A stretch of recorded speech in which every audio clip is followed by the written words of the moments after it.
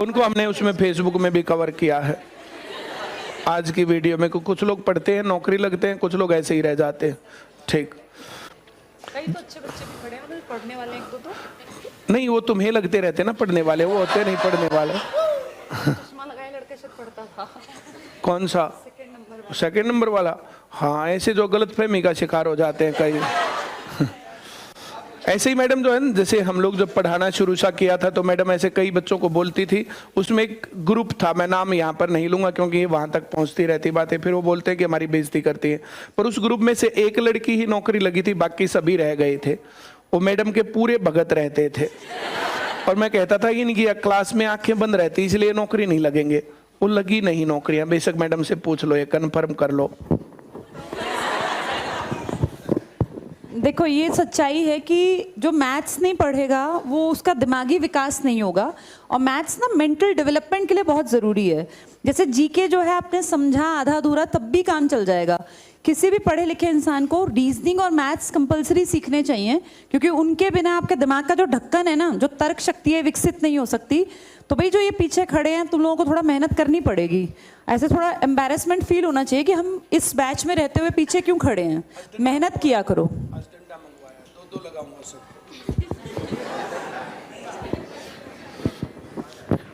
इलाहाबाद में ये लड़का कह रहा था कि जब आपने मैडम को प्रपोज किया तो मैडम का रिप्लाई क्या था। और यही बात जब मैं सिरसा गया था तो सिरसा वालों ने भी पूछी थी।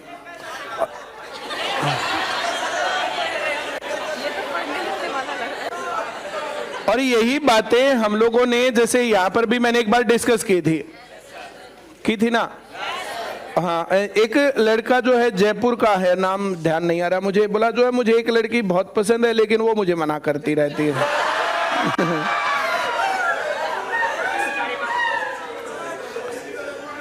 मैंने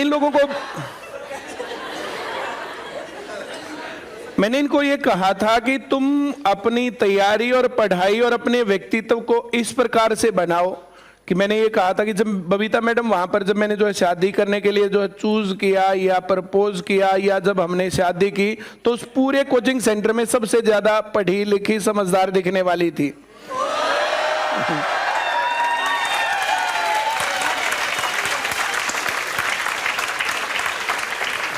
ऐसा नहीं था कि भाई अच्छी चॉइस नहीं मिली तो चलो कितना काम कर लो, ऐसा नहीं था। पूरे सेंटर की बेस्ट लड़की थी।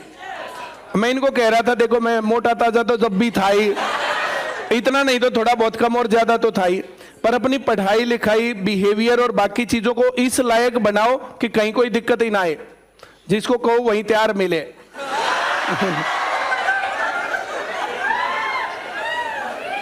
मैंने एक दिन यहां भी इनको सारी बातें बताई थी कि तुम लोग अपनी पढ़ाई लिखाई और इन चीजों के ऊपर, बिहेवियर के ऊपर इस प्रकार से फोकस करो। जितने लोग ये किलकी मारे हैं, तुम्हारे में से ऐसी कौन सी लड़की है जो ये सोचती है कि किलकी मारने वाले से शादी करनी चाहिए? नहीं, बहुत अच्छा सीन लगेगा किसी दिन।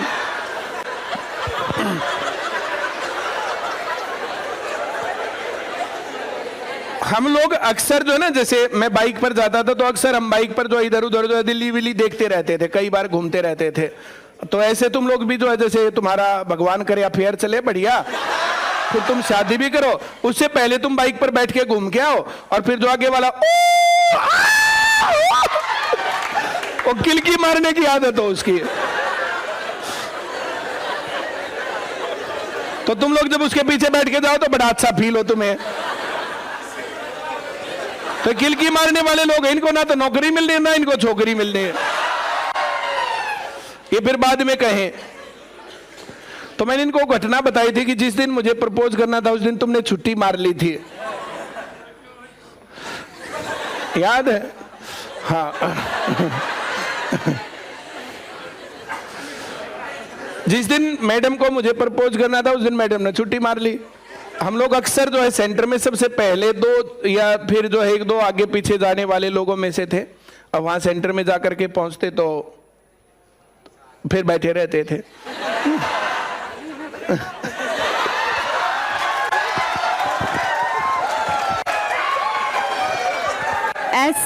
ऐसा नहीं है कि भाई हम जो है, सबसे पहले मैं जाती थी उस पूरे सेंटर में। जब मैं वहां पहुंचती थी तो वहां सफाई अभियान चल रहा होता था और वो सफाई करने वालों को पता था कि रोज सबसे पहले यही स्टूडेंट आनी है, क्योंकि मुझे जो है ना लगता था नौकरी की जरूरत बहुत ज्यादा फील होती थी। मेरी ये दिली इच्छा थी कि मैं बहुत यंग एज में नौकरी पे लग जाऊं। सर हाँ, जैसे 5-7 बच्चे जब पूरे सेंटर में आते उनमें से सर भी थे। और ये बड़ी बात है, मेरे पास तो साधन नहीं था, मुझे तो भैया डीटीसी की बसों में ट्रेवल करके जाना होता था। और मेरे गाँव से पहली बस आती थी 5:40 पे, सर्दियों का ही टाइम था जब हमने कोचिंग ली। 5:40 पे तब अंधेरा सा ही हुआ करता था जब मैं बस में बैठती थी। मैंने शायद कई बार बताया होगा, जैसे ये लाइट है ना डीटीसी की बस में, ऐसी लाइट 4 जगह होती हैं, एक साइड में, एक आगे, एक फिर पीछे। तो मैं देखती थी सुबह गांव की बस से कि भाई लाइट वाली सीट मुझे मिल जाए तो कम से कम मेरा 5:40 से 6:30 का जो सफ़र है बस का, 1 घंटे भर का, वो मेरा पढ़ते हुए निकल जाए। मैं हमेशा जो कल पढ़ा था वो अगले दिन रिवाइज करती थी बस में बैठ के। 6:30 में उतरती थी, फिर वहाँ से दूसरी बस लेती, उसका सफ़र हार्डली 15 मिनट का, उसमें सीट भी नहीं मिलती थी। फिर वहाँ से उतर के मुझे वॉक करके जाना पड़ता, शायद 1 किलोमीटर के आसपास का सफ़र था। फिर वहाँ जाके सोचो सबसे पहले पहुँचने वाली मैं, उसके बाद फिर बैठ के जब तक बच्चे नहीं आ जाते, मतलब भर नहीं जाता, तक लगातार पढ़ती रहती थी। यानी कल जो पढ़ा था वो आज जब टीचर एंटर करे ना तो मेरा सारा रिवीजन में होना चाहिए। चाहे बायो पढ़ा, फिजिक्स पढ़ा, केमिस्ट्री पढ़ा, फिजिक्स मेरे पल्ले कम ही पढ़ता था वैसे, लेकिन जो पढ़ती थी कि भैया कुछ तो समझ में आ जाए। और जैसे हिंदी है या कोई भी सब्जेक्ट है जीके का, वो सब रिवाइज कर लेती थी। पर इसमें कोई, मैथ्स में तो मेरा हाथ तंग ही था। मैथ्स में मैं थोड़ी सी कमजोर ही थी। और एक मेरी ये किस्मत कह लो, मैंने जब कोचिंग सेंटर ज्वाइन किया ना तब तक 19 चैप्टर थे शायद हमारे टाइम पे किताब में, उसमें से 11 पता नहीं 14-15 चैप्टर में पहुंच गए थे। तो मैं तो जाते ही समझ गई थी कि मेरी किस्मत शायद मैथ्स में यहाँ भी कमजोर ही रहेगी। मेरे एडमिशन से पहले ही 15 चैप्टर निकल गए। जब मैं पहुंची तब सेकेंड लास्ट फेज चल रहा था मैथ्स की क्लासेस का, तो वो समझ में कम आता था, इसलिए रिवीजन से भी डर ही लगता था छोड़ो इसको, तो जितना होगा वहीं देख लूंगी। और मैंने जब कोचिंग सेंटर ज्वाइन किया तो मैथ्स के लिए किया था कि मैथ्स मेरे पल्ले पड़ जाए, बाकी तो सब्जेक्ट मुझे सारे ही आते थे। मेरी लैंग्वेज अच्छी थी, इंग्लिश भी मेरी अच्छी थी, हिंदी भी, जीके, सोशल साइंस सब कुछ अच्छा था, बस एक मैथ्स कमजोर था। पर ये एक फैक्ट है कि परिमल सर काबिल थे इसलिए पसंद आए, नाकाबिल लड़के को कोई पसंद नहीं करता। नाकाबिल ना, देखो जब बात होती है जीवन साथी की तो सब लड़कियां चाहती हैं कि जीवन साथी ऐसा हो जो पूरी जिंदगी उसका बोझ उठा सके। भाई उस चलो वो भी कमाएंगी नो डाउट, लेकिन ये होता है ना कि आप आंख बंद करके किसी ऐसे इंसान के साथ पूरी जिंदगी आपको काटनी है। आपका समाज है मेल डोमिनेटेड, आपके यहाँ लड़की का सरनेम भी हस्बैंड का लग जाता है, तो आप ये मान के चलो कि आपके ऊपर कोई विश्वास तब करेगा जब आप अपने आप को प्रूव कर दोगे। ये साथ बैठने से सिर्फ, अब तुम लोग जो हो ना अभी बहुत कच्ची पोजीशन में हो, अभी तुम लगने की पोजीशन में हो नहीं। जब पढ़ लिख के तुम्हारे होगा हाँ भाई ये क्लास के बेस्ट बच्चे हैं कि हर एग्जाम में तुम्हारा नंबर अच्छा आता है, तुम क्लास में एक्टिव हो, अब जो पीछे खड़े हैं इनको देखो तुम कैसे, तुम कहाँ सस्टेन करोगे समाज में, कोई भी तुम्हें कैसे पसंद करेगा, तुमसे कौन शादी करेगा जब तुम भाई जब तुम वहां, अब जो शादीशुदा हैं वो सोचो कितना गलत कर रहे हैं परिवार के साथ। तुम शादीशुदा अगर एक आधा होगा कोई जैसे हमारे ढीलू जैसा तो वो वहां पे वो वैसे परेशान, आज नहीं आया, अच्छा बीमार हो गया, अच्छा नहीं मैं तो एग्जाम्पल दे रही हूँ। तो भैया ये बात अपने दिमाग में रख लो कि अपने आप को काबिल बनाओ, जिसमें काबिलियत है उसको किसी चीज की कमी नहीं है। ये लड़कियों के लिए भी है बेटा, अगर तुम काबिल हो तो तुम्हें जीवन साथी अच्छे मिलने के चांसेस 99% है, लेकिन अगर तुम नाकाबिल हो तो फिर वो कल वो गाना जो आया था उसमें था ना कि भाई मेरे साथ शादी ना होती तो कहीं 3-4 भैंसों का गोबर उठा रही होती। तो अपनी काबिलियत इतनी इकट्ठी कर लो कि कोई ये ना कह पाए कि भाई हमारे दम पे तुम जीवन जी रही हो। लड़कियों के लिए भी कमाना उतना ही इंपॉर्टेंट है, तो ये टाइम है इसको यूटिलाइज करो। ठीक है लाइफ के 2 फेज होते हैं, पढ़ाई और जीवन साथी, आपकी उम्र में दोनों साथ साथ चल रहे होते हैं। ज्यादा बेहतर है पहले पढ़ाई कर लो, पढ़ाई अच्छी कर लोगे, काबिल बन जाओगे तो जीवन साथी अच्छा मिलना ही मिलना है, इसके चांसेस बढ़ जाएंगे। ठीक है, बाकी बहुत सारी चीजें जो ब्लेस्ड होते हैं उनको मिलती हैं।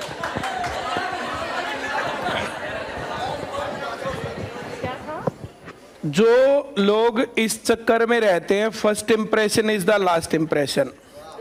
तो क्लास में जब हम बैठे थे और मैडम आई थी तो मैडम ने देखा था ये बुजुर्गों की टोली नालायक लोगों की है, इनका सिलेक्शन होना होता तो सही उम्र में ना बोले तभी बुढ़ापे तक ये यहाँ बैठे हैं, है ना। तो फर्स्ट इंप्रेशन ये था।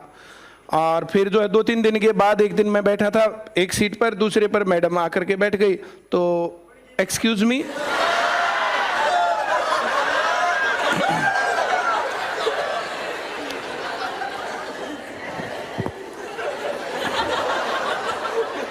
ये गुण तेरे पापा के अंदर है, माँ के अंदर है, पड़ोसिया के है। आवाज तेज कर थोड़ी, इन्हें बेरे ना लगता आवाज कम है, मेरा बटा ही आदमी है। हाँ,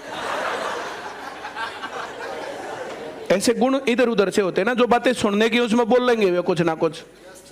क्यों इतने टांग ना टूट ले, इतने तड़ुआ दूसरे फंसाए जाएंगे किधर न किधर। आज चेक करना घर जाके कि माँ की दिक्कत है ये, बाप की दिक्कत है या कहीं और से दिक्कत है ये। इनको बाप की है, तन्ने कैसे बेरा उसकी दिक्कत का।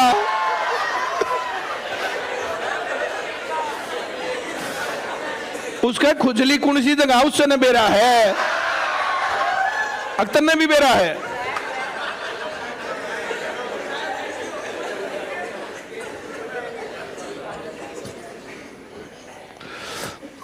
तो पहली सीट पर जो है मैडम बैठी थी, दूसरी पर मैं बैठा था। आकर के बोली एक्सक्यूज मी, आप उस सीट पर बैठ जाओगे?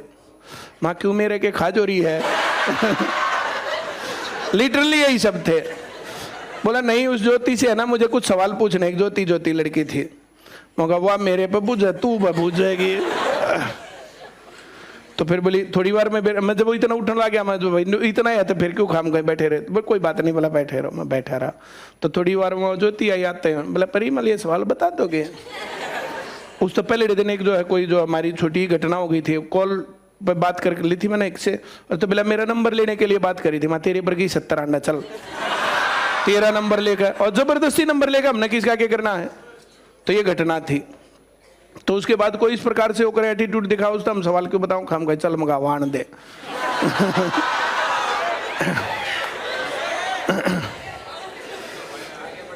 आगे बढ़ते हैं। ऐसे ही 2-4 दिन आगे जो है, जैसे क्लास चली होगी, पढ़ाई चली होगी, एक दिन वो मैथ वाले मास्टर के साथ जो उसने पता नहीं क्यों मेरे से जो है दुश्मनी सी हो रही थी। मन तक के मतलब था इसी बात आता। मैं तो उसको नमस्ते करता आता जाता था, नमस्ते करता जाता था। मन में क्या दिक्कत है, और किसी का खून फूको तो फूको, हम क्यों दुखी रहे भाई किसी के लिए, हाँ है ना। मेरी जिद में उसने टेस्ट लिया था एक मैथ का, उस मैथ के टेस्ट में मेरे आए थे 48-50 में से, और मैडम के 12। मैडम के पूरे 12 थे। लेकिन मुझे आए हुए 2-3 दिन हुए। हाँ, आए हुए 2-4 दिन हुए थे। तो फिर मैंने मैडम से पूछा था, जैसे जो मेरा तो पेपर पहले हो गया था, मैं चौकर दिन देखूं किसकी खिल के हो रहा है। और पहले पेपर करके मैंने मैथ वाले मास्टर को दे दिया, बोला निकल गई अकड़। तो मैंने कहा था सर 46 मार्क्स आएंगे, नहीं 44, और 4 सवाल आपने गलत कर रखे हैं, वे सवाल मैंने ठीक कर दिए तो मेरे 48 नंबर आएंगे उस तरीके से। बोला कल पता चल जाएगा माँ जी, यही तो मैं भी कहूँ, कल पता चल जाएगा। अगले दिन मैं अपना होमवर्क पूरा करके गया था, और जाकर के मैंने ऐसे बीच में लाइन लिखी, उधर एक सवाल लिखा उसका सॉल्यूशन लिखा, इधर दूसरा सवाल लिखा उधर उसका सॉल्यूशन लिखा। फिर मैंने कहा देखो सर सवाल ये है और आपने सॉल्यूशन ये कर दिया, इस सवाल का ये होना चाहिए था, इस सवाल का ये होना चाहिए था। मैं जो कह रहा हूँ समझ में आ रहा है। उस पेपर में 12 नंबर लेने के बाद फिर जो है मामला थोड़ा बदला मैडम का, कि बुजुर्ग जो है देखने में ये नालायक नहीं है, ये काबिल हैं। मैं जो कह रहा हूँ समझ में आ रहा है। एक सवाल और जो है सर ने जो है वो गलत पढ़ाया था, वो सवाल जैसे ही आया मैंने कहा सर ये सवाल तो गलत है। बोला गलत क्यों है? बिल्कुल ठीक है, हमने पूरी उम्र हो गए पढ़ाते, मैं क्या जिद लगाता, खाम को मैं ही गलत हूँ। मैंने घर आके उसकी पूरी R&D करी और अपने लॉजिक ढूंढे, और फिर जाके अगले दिन मैंने फिर पूछा सवाल। सर ये 10वां सवाल मेरी समझ में नहीं आया। एक और था विक्रम, मैडम विक्रम को जानती थी, विक्रम इनके सीनियर था। विक्रम से ही मैडम ने आके पहले दिन बात करी थी। 12 फरवरी की घटना है। विक्रम का क्लास में एक लड़की के साथ थोड़ा थोड़ा नैन मटक्का सा था। लड़की की तरफ से ज्यादा था, लड़के की तरफ से कम था थोड़ा सा। तो क्लास को ये उम्मीद थी कि 14 तारीख को उसको गुलाब मिलेगा। उस लड़की को भी पूरी उम्मीद थी। तो उस दिन वो लड़की नहा धो के भी आई थी पूरी। तो 14 तारीख को सुबह जो है हम लोग जाके बैठ गए। हम लोग तो वैसे ही अपने टाइम पे जाने वाले लोग थे, टाइम पे जाके बैठ गए। अब वो लड़की भी आके बैठ गई, फिर वो विक्रम भी आके बैठ गया। तो जो सुबह सुबह मिलना था गुलाब तो मिला नहीं। ओ, हम शरीफ ज्यादा थे, आज तक कुछ उम्मीद थी किसी को कुछ मिलेगा, पर मैं मिल जाए ना, अपना सिर खुदाते खुदाते देखे नहीं बोल रहे कुछ नहीं हुआ।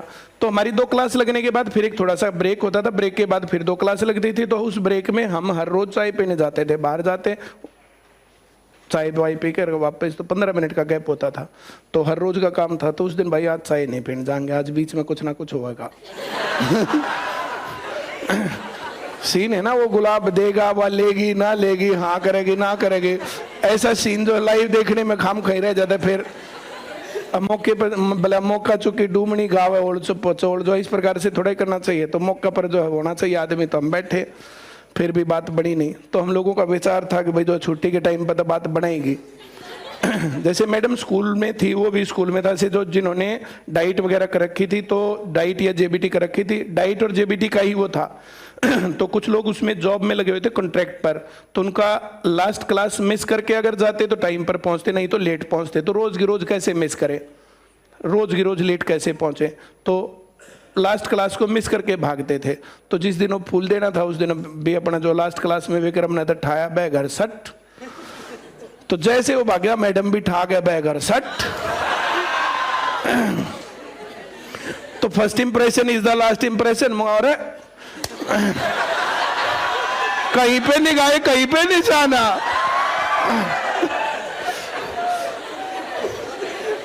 अब फिर जब ये सीन होया तो उस लड़की ने बहुत झटके करो हो ये वो फलाना ढिमकाना, वो मेरी के लिए ज्यादा चितलाई रहा करती, उसको बायोलॉजी थोड़ी ज्यादा आया करती, मैथ में हमने भी ठीक है ठाक मामला था। तो मैथ के सवाल में जो बात मैंने ना सीखनी देनी होती है तो मैं थोड़ा कुछ भी कर दे। जब जो बात ना सीखने देनी क्लास में, जो हम ना चाहते तो क्लास कैसे सीख लेगी। और वही टेक्निक वो उसमें बायोलॉजी में थंब रोक के समझ ले टीचर से दोबारा से। तो जो है तो ये तो अपनी अपनी कहानी होती। तो इस प्रकार से थोड़ी थोड़ी खट्टी मीठी जिद थी, ये मामला था। तो हमने जो है आखिरी क्लास में खूब मास्टर की उसकी रे करी खूब बढ़िया। माँ जी आपने मेरा भी एक क्लास में चल के रहा, 14 तारीख आज आप खाम खाई लाग रहे हो सवाल पढ़ा लोग आके किसी के दिल टूट रहे हैं, किसी के फूल टूट रहे हैं। आपने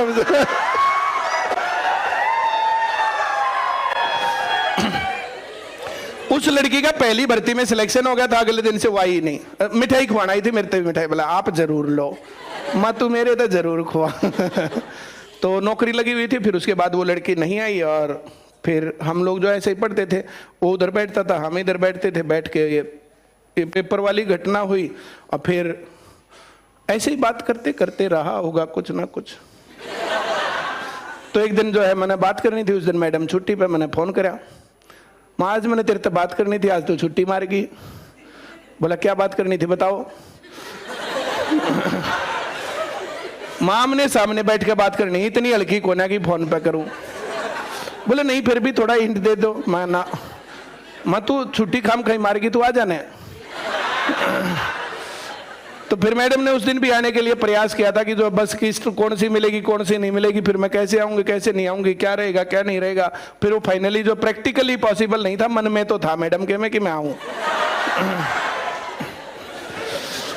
फिर अगले दिन मैडम आई, अगले दिन मैडम आते ही सुबह सुबह आते ही बोला क्या कह रहे थे, क्या काम है। माँ इतनी हल्की बात ना क्लास में बैठ के बतलाओ, क्लास के बाद बाहर चलेंगे, वहां बैठेंगे, वहां बात करेंगे।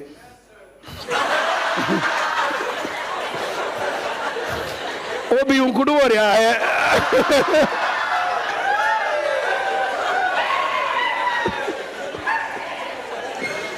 बहुत बढ़िया। उकड़ू हो रहा है, तावड़े तावड़े बता दीजिए भला फिर क्या होया। तो पहली क्लास गई हम पढ़े, फिर दूसरी क्लास गई हम पढ़े, फिर ब्रेक हुआ, फिर हम जो है बैठे रहे। फिर जो अगली क्लास हुई, लास्ट क्लास मैथ की हुआ करती, उसमें जो है वो था एलिगेशन वाला चैप्टर था, तो मिश्रण वाला, जहाज उड़ाने वाला। तो जहाज उड़ाने वाला चैप्टर था। तो मैं ये चैप्टर है ना 10 मिनट का है, हम चलते पहले 10 मिनट में चैप्टर समझा दूंगा, अब फिर जो आधा घंटा में बात करने का मिल जाएगा।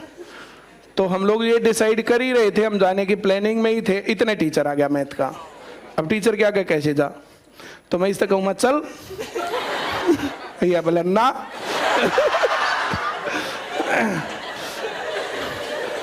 अब जैसे मैथ में मैंने 48 वाला कारनामा सवाल जो इस प्रकार से लिखना वो करना, वो जो सवाल गलत था उसके लॉजिक बता दिए, भाई आपने सर ऐसे सवाल ये गलत किया ये किया। तो उस क्लास के बाद फिर जो है जैसे कुछ इतना सा वो बच नहीं जाता ना, तो मैथ की क्लास में जाओ आओ ना जाओ तो जो थोड़ा सा पास टाइप का हो जाता है। मैंने कभी भी अपनी सीमाओं का अतिक्रमण नहीं किया था, ना बेइज्जती करी। अब भी उन टीचर्स के साथ बढ़िया बातचीत है। जब हम लोगों ने शादी करी तो फोन करके उसने कहा भाई सारे देश तो मिठाई खुआ दी, हमारा नंबर मिठाई में भी नहीं है, तो बारात में तो नहीं ले गया पर मिठाई तो बनती है। फिर मैं खिला के भी आया था उनसे।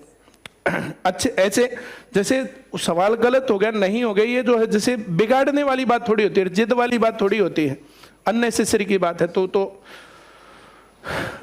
अब मैं कहूँ चल, बोला ना, मैंने तो मैथ सीखना है। अब मैथ की क्लास में जो ऐसे जो फिर थोड़ा सा वो होता है ना, तो चल, वो बोला ना। क्या हो रहा है? सर ने देखा, माँ जी इसने मेरी गेल चलने की बात कही थी, चलती है ना।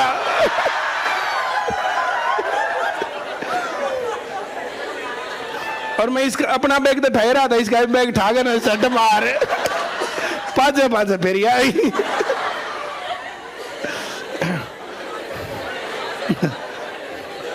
हम लोग बाहर खड़े हुए, ये बोला जो है परिमल मेरे को थोड़ा सा अजीब सा लग रहा है। मैं देखे चलना चलना चलना, नाटक मत कर, खाम खाएंगी बात जो है, ये फायदे की बात थोड़ा ही है। बोले ठीक है, मैं अभी थोड़ी देर एक बार वॉशरूम तक आ रही हूँ, फिर जो है चलते हैं। इतने में विक्रम आया।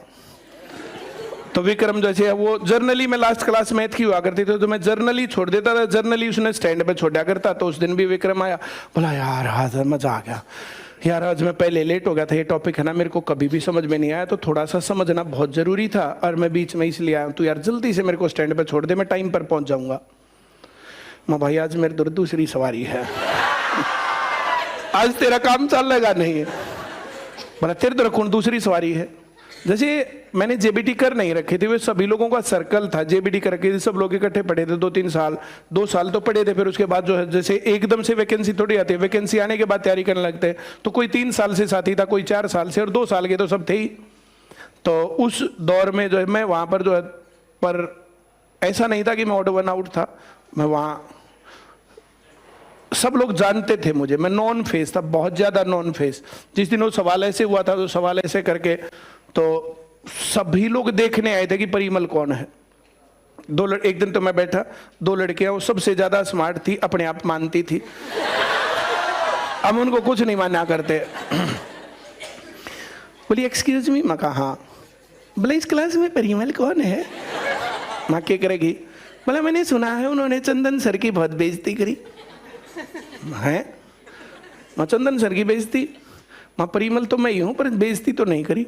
नहीं मैंने सुना बहुत हिंदी कर दी क्लास में। माँ हिंदी कर दी? अरे सर ने सवाल गलत पढ़ाया, उसने ठीक पढ़ाया। माँ वो मैं हूँ, सवाल का तो मामला अलग है, पर हिंदी करना और बेइज्जती करना क्या है? जैसे गलती किसी से भी हो सकती है, और टीचर भी आदमी होते हैं, और स्टूडेंट्स टीचर से आगे जाते हैं। जितना ज्ञान हमारे पास है उतना ज्ञान हम डिलीवर कर रहे हैं, है ना? अब कुछ लोग थोड़ा सा पढ़ के नौकरी लगे, कुछ लोग जो उस पर लगे रहते तो टीचर से आगे निकलते हैं। फिर उतना ही ज्ञान होता, तो जितना हम लोगों ने तब पढ़ा था उतना ही ज्ञान होता अब भी, है ना? तो ये कहानी थी। तो विक्रम बोला भाई जो है सवारी है। कौन? बबीता। बबीता त्यागी? मैं कहा हाँ। भले लिख वाले नहीं जा सकती गेल, मैं कूने पर खड़ा हूं, अभी आएंगे। तो फिर हम आए, बाइक पे बैठे, हम चले, टाटा विक्रम।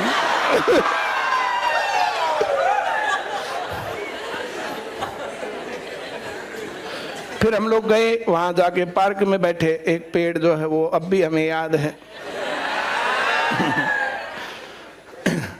तो वहां जाकर के और फिर हम लोग जो है जैसे मैंने सीधा जो है किसी भी भूमिका के बिना ऐसे कहा कि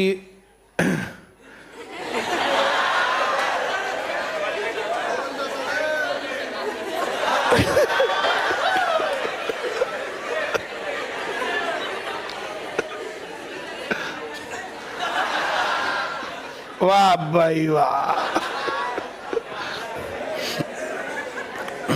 ये नारी अड़ा है ना, बहुत बढ़िया, बहुत ही बढ़िया। तो मैंने कहा कि we can be complement to each other. अगर हम लोग शादी करते हैं तो हमारी बहुत बढ़िया जोड़ी बन सकती है।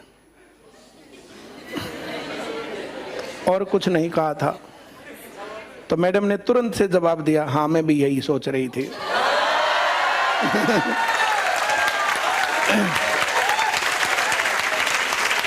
तो फिर मैंने कहा था थोड़ा तो सोच ले, 1-2 दिन सोच ले। बोली नहीं मैंने काफी दिनों से सोच रखा। कन्फर्मेशन ले लो मैडम से।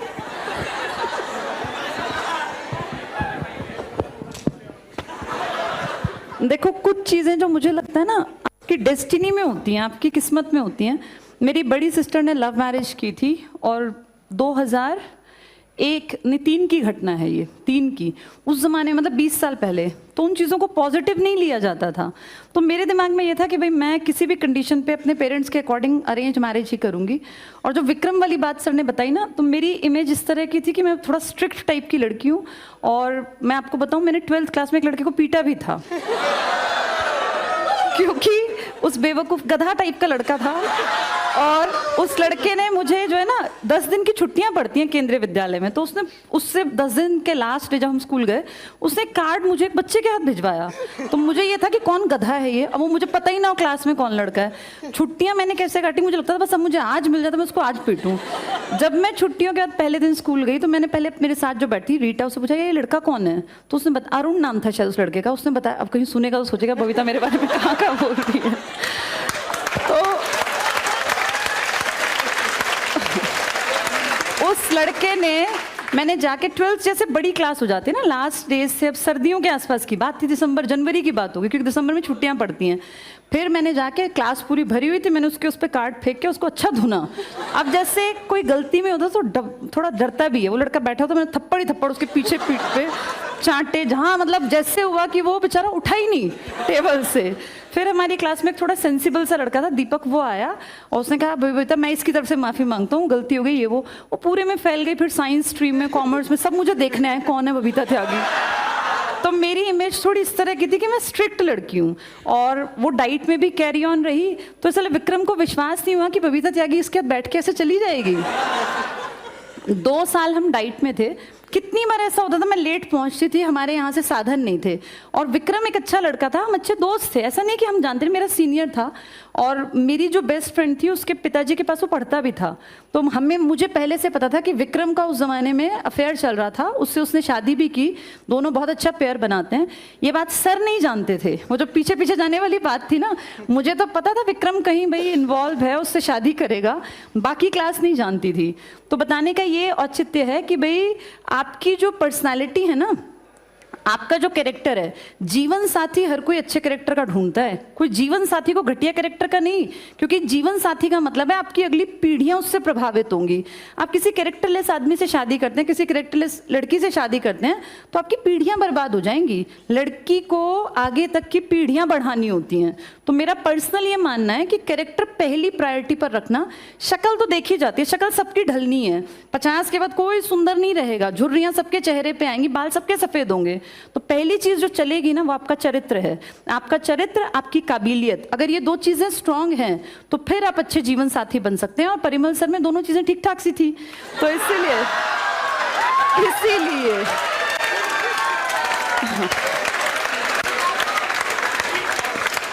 जैसे बहुत बार लोग ना गलत डिसीजन ले लेते हैं आपकी एज में। कितनी बार मैं देखती हूँ कि बच्चों ने गलती में शादी कर ली, फिर आगे बड़ा दुखी होना पड़ा। तो ये 2 चीजें पैरामीटर हैं, आपका चरित्र अच्छा होना चाहिए और आपकी काबिलियत जो आपने प्रूव करके दिखाई हो। वो ये नहीं कि काबिल आप है बस आप ही जानते हैं, ऐसा नहीं होना चाहिए।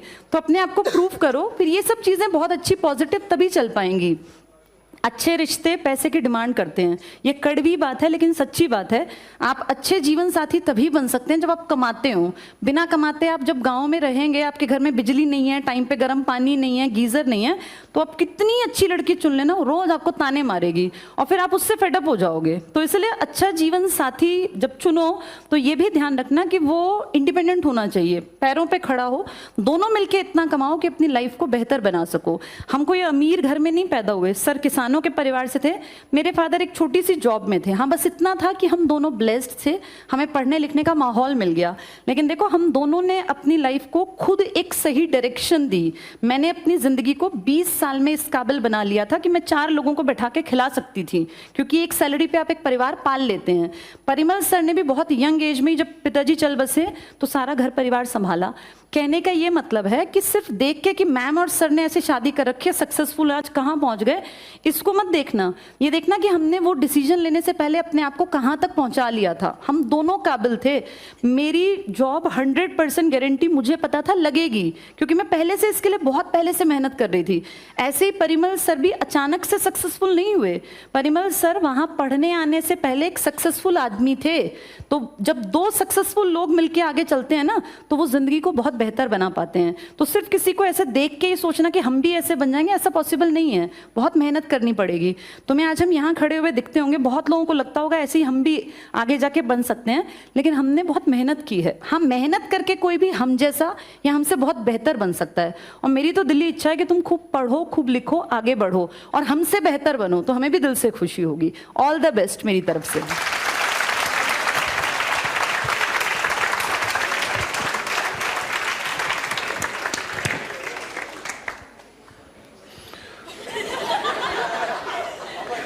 मैं जो उस दिन भी कह रहा था और आज भी कह रहा हूं, ये काबिलियत हर एक आदमी को रखनी चाहिए।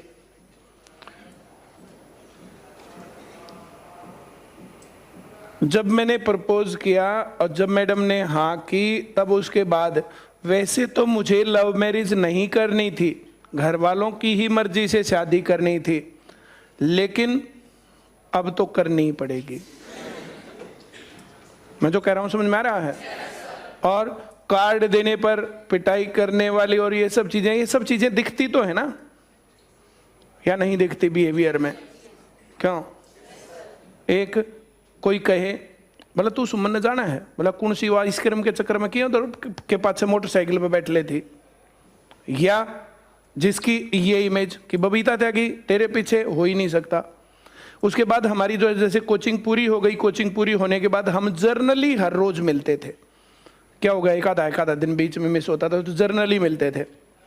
तो विक्रम के पास मुझे कोई काम था, विक्रम के पास मैंने फ़ोन किया और उधर ही जो है नजफगढ़ का वो था, तो उधर ही मैडम जो है जटीकरा गाँव की थी। तो फिर मैंने कहा कि मुझे नजफगढ़ आना है और ये काम ऐसे, एक छोटा सा काम था। बोले इस काम के लिए नजफगढ़ आएगा? नहीं, मुझे आना ही है। तो फिर मैं वहाँ गया, मैं मिला उससे, तो फिर वो काम हो गया। बोलो तुझे क्यों आना था? मैं मुझे बबीता से मिलना था। तुम अब भी मिलते हो? मैं कहा हाँ। बोला आई कांट बिलीव। मैं मेरे साथ चल। कुछ लोग देख करके ही मानते हैं।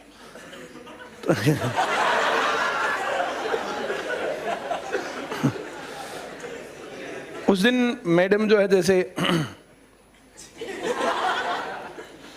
3 दिन में हम मिले थे। 3 दिन में मैडम ने एक तो जो अपने बाल छोटे कर लिए, जैसे जो बड़े बाल थे तो छोटे कर लिए, गर्मियों का टाइम था, और बाल छोटे करके और 3-4 दिन तो खूब हलवा। मुंह जो है जैसे था ना तो पूरा गोल, तो मोटी हो गई। अब उधर से आई, अगर ये ना बोलती तो मैं सोचता कि उसकी बहन है। तो फिर आई और जैसे भाई अब जो मेरी पहचान में नहीं आ रही, ऐसा थोड़े कि इसकी में नहीं आ रही, मैं तो आ ही रहा था। तो आकर के बाइक पर बैठे और हम चल पड़े, और विक्रम वहीं थोड़ा सा पीछे था। फिर उसने अपना कैमरा, उस टाइम पर कैमरे के फ़ोन नहीं चले थे, तभी इंटरनेट और ये सब चीज़ें नहीं थी, पर कैमरे के फ़ोन आने लगे थे। तो उसने फिर कैमरे से हमारी वीडियो बनाई। मैं क्या करेगा, बोला अपने सभी फ्रेंड्स को दिखाऊंगा कि बबीता का अफेयर चल रहा। मैं दिखा दिए। फिर पता नहीं उसने दिखाया कि नहीं दिखाया। अब वो बहुत मेरे फ्रेंड सर्कल में नहीं था, बहुत ज़्यादा बातचीत नहीं होती थी। अब भी मिलते रहते हैं एकाधी बार, बीच में कई बार जो है। तो ये सब चीजें चलती हैं। तो डिसीजन कैसे लेना चाहिए और आप लोगों को हाँ ही मिले उसके लिए आपकी लायकियत क्या होनी चाहिए, हाँ या ना। और ये हम लोगों ने बहुत जल्दी डिसाइड किया, बहुत जल्दी डिसाइड करके ये सब चीजें हुई। वो जिंदगी का तजुर्बा था तब मेरे पास। मैं 2000 में पढ़ाने लग गया था, कई साल पढ़ाया, और 2002 में और 2003 में तो मैंने जो है 2002 में था शायद मैंने जो है 1 महीने में 3 लाख रुपए कमा करके 2 एकड़ जमीन खरीदी थी गांव में। 1000 रुपए 1 घंटे के मिलते थे, रोज 10 घंटे पढ़ाता था।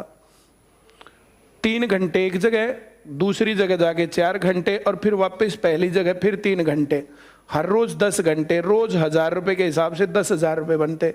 1 महीने 30 दिन में 3 लाख रुपए पूरे लेकर के आकर के जमीन के पैसे दिए थे। 50,000 रुपए किसी से उधार लेकर के दिए थे, 4 लाख रुपए में लिया था। 1 लाख रुपए और कमाने थे, 1 लाख रुपए और तब कमा करके तब ये चीजें।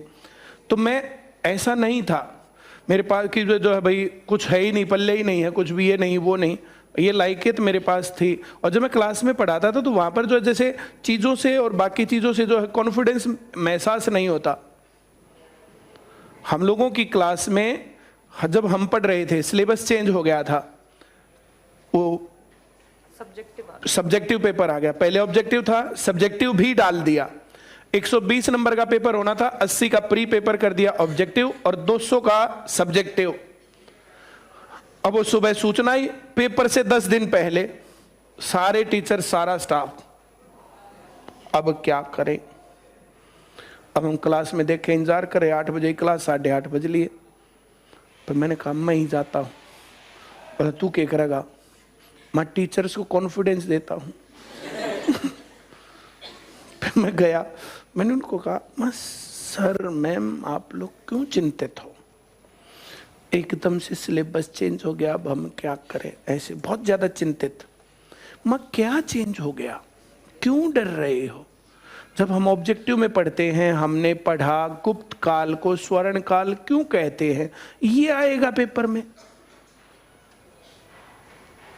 भाई उस टाइम पर भारत देश ने बहुत विकास किया, चारों तरफ सुख समृद्धि थी, अच्छा राज था, कोई दुखी नहीं था। फिर खूब सोना, जैसे धन सोना, स्वर्ण काल। इतनी 4 लाइन लिखनी हो गए, 4 नंबर का सब्जेक्टिव। बोला हाँ हम तो वैसे ही चिंता कर रहे थे। मुगल काल में स्थापत्य कला को स्वर्ण काल क्यों माना जाता है? भाई बड़ी बड़ी बिल्डिंग्स जो आज भी खड़ी है, लाल किला है, ताजमहल है, आगरा का लाल किला है, फतेहपुर सीकरी है, ये चीजें मुगल काल में खड़ी हुई, तो इसलिए स्थापत्य कला का स्वर्ण काल कहते हैं। उससे पहले और उसके बाद उस प्रकार की बिल्डिंग्स खड़ी ही नहीं हुई। वहीं इस प्रकार की चीजें आएंगी। मैथ में क्या आएगा? LCM HCF का कोई सवाल आ जाएगा, एक टाइम डिस्टेंस का सवाल आ जाएगा, एक टाइम वर्क आ जाएगा।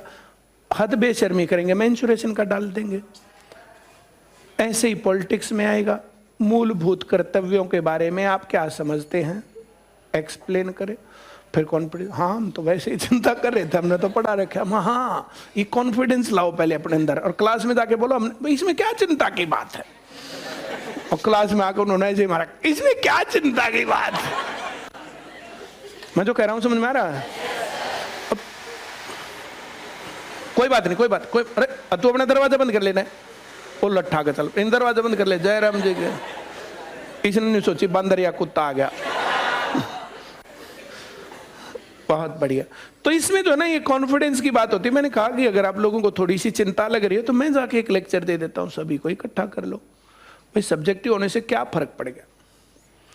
न्यूटन की गति के पहले नियम की उदाहरण व्याख्या करिए, ये आएगा। अब मजे की बात है, सवाल यही थे। उसमें बहुत सारी हम शैतानी वैतानी और ये सब चीजें तो करते ही रहते थे। लास्ट में हमने कहा, जब लास्ट वाला दिन था, बहुत ज्यादा टेंशन होते ना उस टाइम पर, तो जब पेपर से पहले दिन सब टेंशन में, एक को फोन किया, यार तू है ना, तू फोन क्यों कर रहा बता, मेरे को पहले ही टेंशन हो रही, मेरा ये नहीं हो रहा। दूसरे को फोन किया, वो टेंशन में, तीसरे को किया, वो टेंशन में, चौथे को वो टेंशन में। यार तुम क्यों टेंशन में हो, पेपर लीक हो लिया। दे दे यार। भाई अभी आया नहीं, आएगा थोड़ी देर में। फिर अब हम ना पढ़े, मत पढ़ो, 100% आएगा, 100% आएगा। सब अपना जो सो आराम से। थोड़ी देर में उठा, आ लिया मक्को ने आज सो जा। शाम को मामला, अब हमारे तो कौन सा पेपर आना था, तो जो वो इतना मामला फैल गया, सब ने सब तो बता दी, सब के सब दे फोन दे फोन दे फोन दे फोन। मैं यार बनाओ जल्दी से पेपर, पेपर बनाने में क्या जा रहा है, समास की सह प्रसंग में क्या।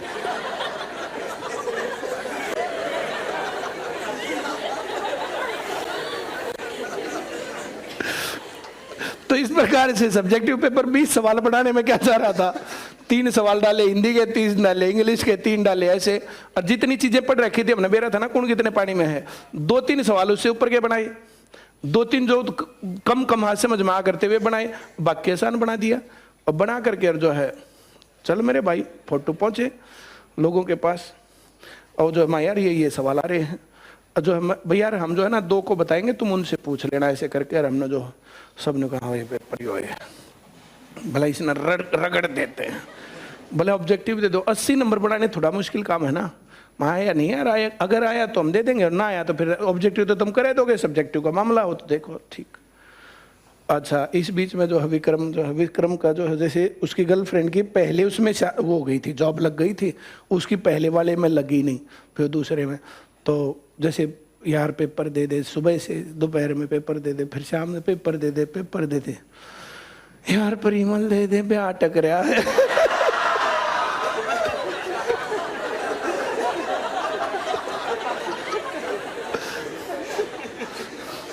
तो जो दर्द दिख रहा होता वो दर्द नहीं होता, नौकरी लगनी है ना लगनी वो मामला नहीं था, ब्याह अटक रही वो मामला था। एक्चुअली वो जो उसकी वाइफ है ना, वो पहले ही लग गई थी। हाँ मैंने वही तो बताया कि वो पहले लग गई थी, वो बाद में लगा था।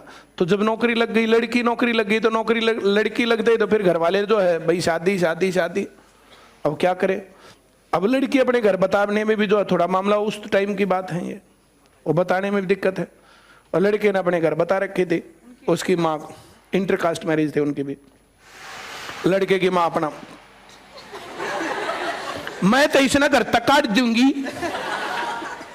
उसका बाबू शरीफ आदमी था बेचारा, तू तो काट देगी घर तक गए पाला, नौकरी नाकरी लग गए, बहू आओगी अरे सेवा करेंगे, इन्हें काट दिए घर तक, फिर तेरे दो रखे है, ये तो नौकरी लग रहा कितने कितने रह लेगा, कुछ हो जा, मैं नहीं पढ़न दो दूसरी जात की न घर में।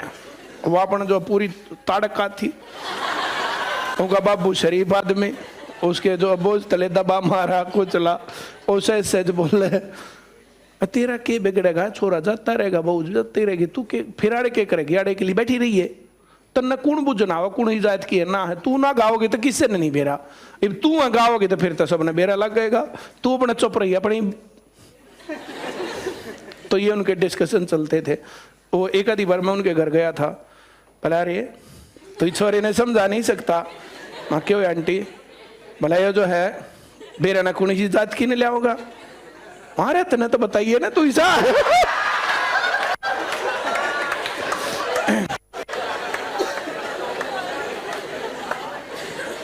और फिर उसका बाबू आगे ने क्या कहता, तेरे तक कही थी ना, तू किसी ना बताओगे तो किने बेरा लगेगा, तन्ने बताई ना तो देखे छोरा भी बता।